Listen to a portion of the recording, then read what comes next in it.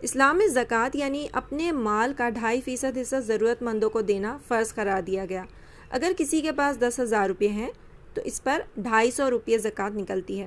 اللہ کا شکر و احسان ہے کہ اس نے اتنی کم رقم فرض کی ہے۔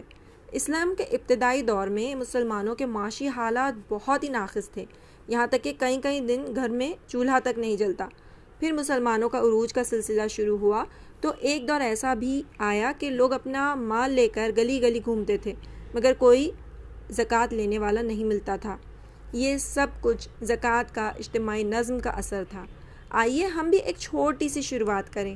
اس سال زکوٰۃ کی رقم سے کسی ایسے کو اپنے پیروں پر کھڑا کریں کہ سال 2 سال میں وہ خود زکوٰۃ دینے والا بن جائے۔ اس کے لیے کرنا کیا ہوگا؟ گنتی کے چند کام ہیں۔ پہلا کام، ہم اپنے خاندان یا اپنے دوست احباب میں سے 10 یا 15 لوگوں کو زکوٰۃ کے اجتماعی نظم کے لیے تیار کریں۔ اگر 10 لوگ تیار ہو گئے اور ایک کی زکوٰۃ میں سے وہ 20 ہزار رقم اجتماعی نظم سے خرچ کرنا چاہے یا کچھ کم بھی، تو کل 2 لاکھ روپے جمع ہو جائیں گے یا اس سے کم بھی۔ الحمدللہ اتنی رقم سے ایک چھوٹا سا کاروبار آسانی سے شروع ہو سکتا ہے۔ ہمارا کنسنسس پہ جتنا بھی جمع ہو اس سے ہم شروعات کر سکتے ہیں۔ 1 لاکھ بھی جمع ہو گئے یا اس سے کم بھی جمع ہو گئے تو ہم یہ شروعات لے سکتے ہیں۔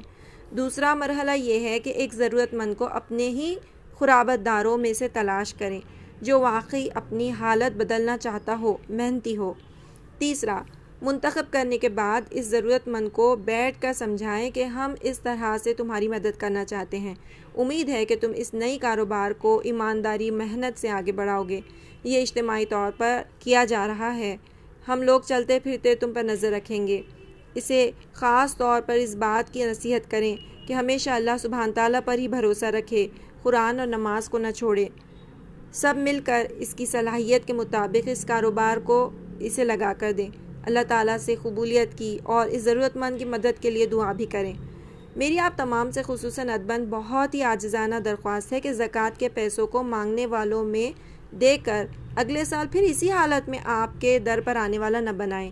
خاص طور پر تکلیف اس وقت ہوتی ہے جب بچپن سے دیکھتے آئے ہیں کہ ہر سال وہی رشتہ دار زکوٰۃ صدقہ خیرات لینے کے لیے آ جاتے ہیں، اب وہ نہیں تو ان کی اولادیں، بہو بیٹیاں۔ تمام مسلمان اجتماعی طور پر زکوٰۃ کا نظم کریں تو غریبی دور ہٹنے میں زیادہ دیر نہیں لگے گی۔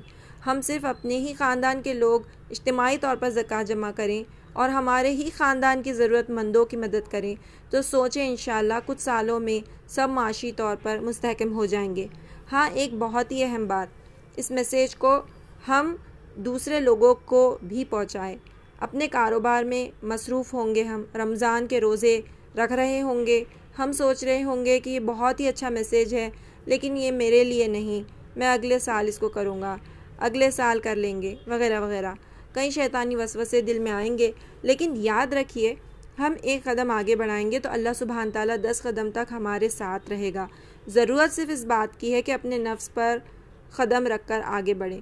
یاد رکھیں اللہ کی راہ میں مال خرچ کرنے کے پہلے حقدار رشتہ دار ہیں۔ فی سبیل اللہ دینے سے ہم مصیبتوں، پریشانیوں، بیماریوں سے بچتے رہیں گے انشاءاللہ۔